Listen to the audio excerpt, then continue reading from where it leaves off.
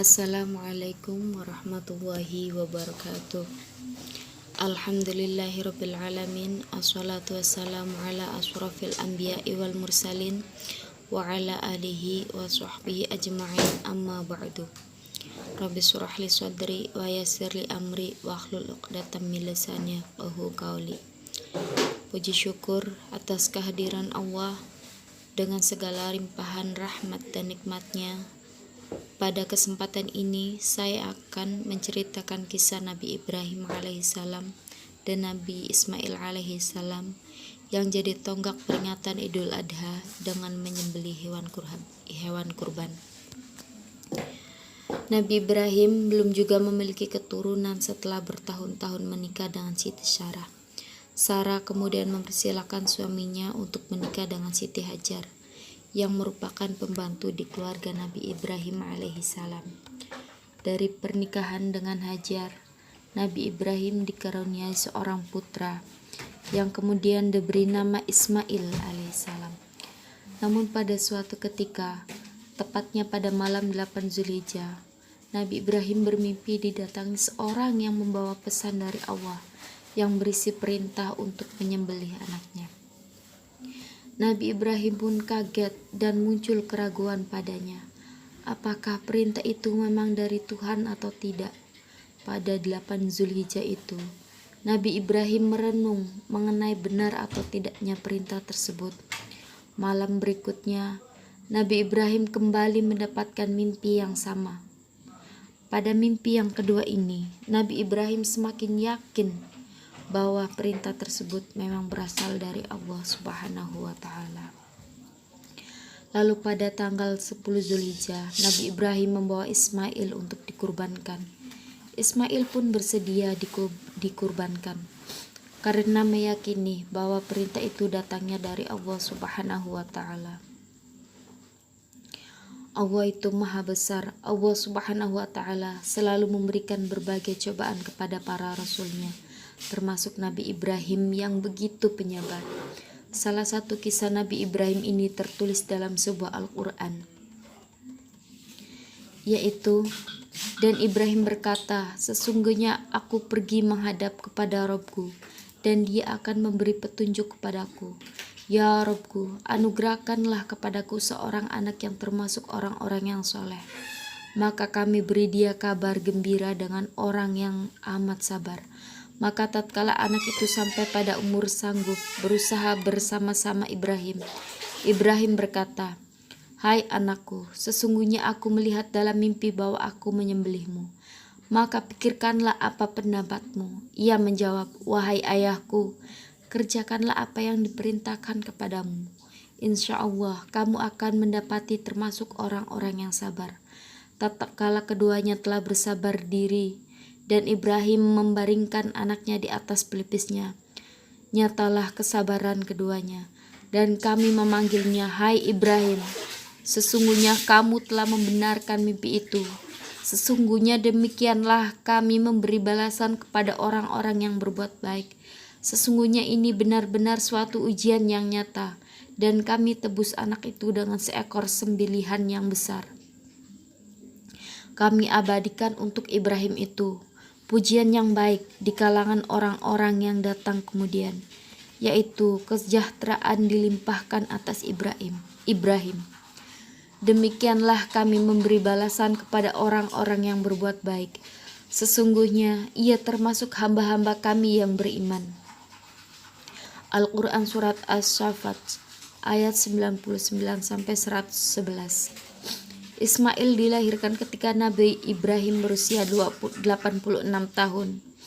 Ketika Ismail berada dalam usia gulam dan ia telah sampai pada usia sya'ya, yaitu usia di mana anak tersebut sudah mampu bekerja, yaitu usia 7 tahun ke atas. Pada usia tersebut, benar-benar Ibrahim sangat mencintainya, dan orang tuanya merasa putranya benar-benar sudah bisa mendatangkan banyak manfaat.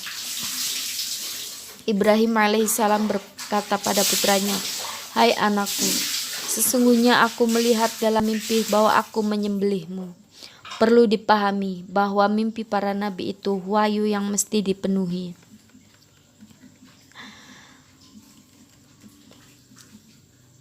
Hadis mauquf hanya sampai pada perkataan sahabat Ibnu Abbas disebutkan,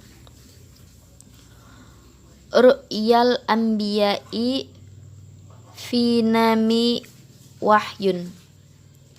Penglihatan para nabi dalam mimpi itu wahyu. Hadis riwayat Al-Hakim dalam Al-Mustadrak 2 dan 431. Hadis ini kalau dikatakan marfu, sabda Nabi, itu dhaif. Yang benar hanyalah perkataan sahabat atau hadis mauquf.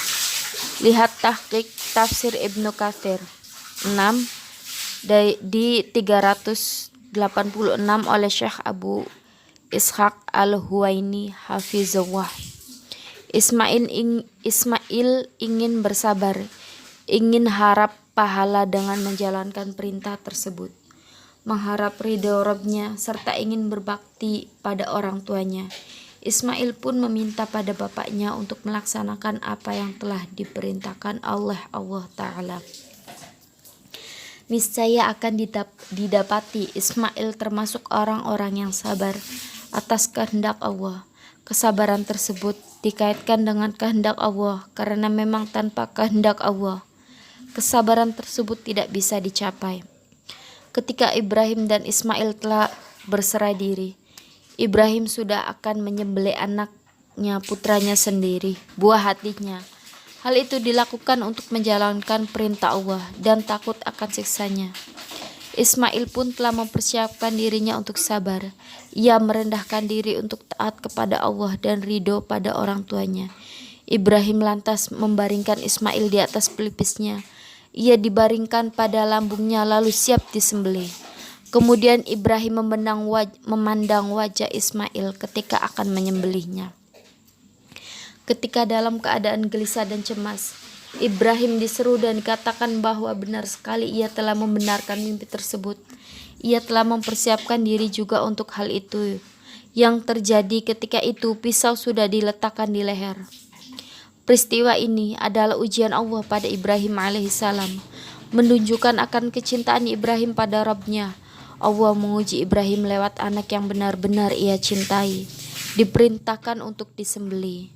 Akhirnya Allah mengganti dengan domba yang besar sebagai tebusan.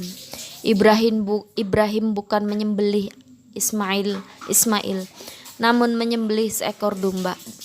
Itulah balasan bagi orang yang berbuat ihsan. Itulah Ibrahim alaihissalam yang merupakan bagian dari orang beriman. Orang yang berbuat ihsan di sini yang dimaksud adalah orang yang berbuat ihsan dalam ibadah, yang mendahulukan Allah daripada syahwatnya.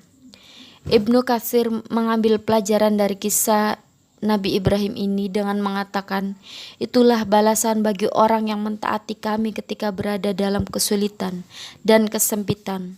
Maka jadikan dalam urusan mereka jalan keluar. Dalilnya adalah firman Allah, yaitu barang siapa bertakwa kepada Allah, niscaya Dia akan mengadakan baginya jalan keluar dan memberinya rezeki dari arah yang tiada disangka-sangkanya. Dan barang siapa yang bertawakal kepada Allah, niscaya Allah akan mencukupkan keperluannya. Sesungguhnya Allah melaksanakan urusan yang dikehendakinya. Sesungguhnya Allah telah mengadakan ketentuan tiap-tiap sesuatu. Al-Quran Surat At-Talaq ayat 2 dan 3. Bukan menyembelih Ismail, namun ada balasan besar bagi orang-orang yang berbuat ihsan, sabar dan taat kepada Allah. Yang merupakan bagian dari orang beriman. Hanya Allah yang memberi taufik dan hidayah. Yang dimaksud ialah orang yang berbuat ihsan dalam Demikianlah ibadah, kisah Nabi Ibrahim yang saya sampaikan. Semoga bermanfaat. Kurang dan lebihnya saya mohon maaf. Wabillahi taufik wal hidayah. Wassalamualaikum warahmatullahi wabarakatuh. Wallahu a'lam bishawab.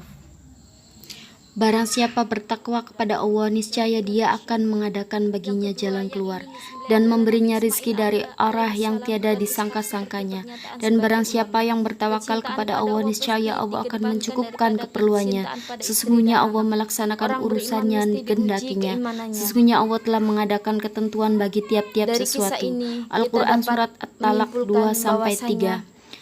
Demikian yang dapat saya sampaikan, semoga bermanfaat. Wabillahi taufiq wal hidayah. Wassalamualaikum warahmatullahi wabarakatuh. Yang dalam firman Allah Al-Quran Surat At-Talaq 2-3, barang siapa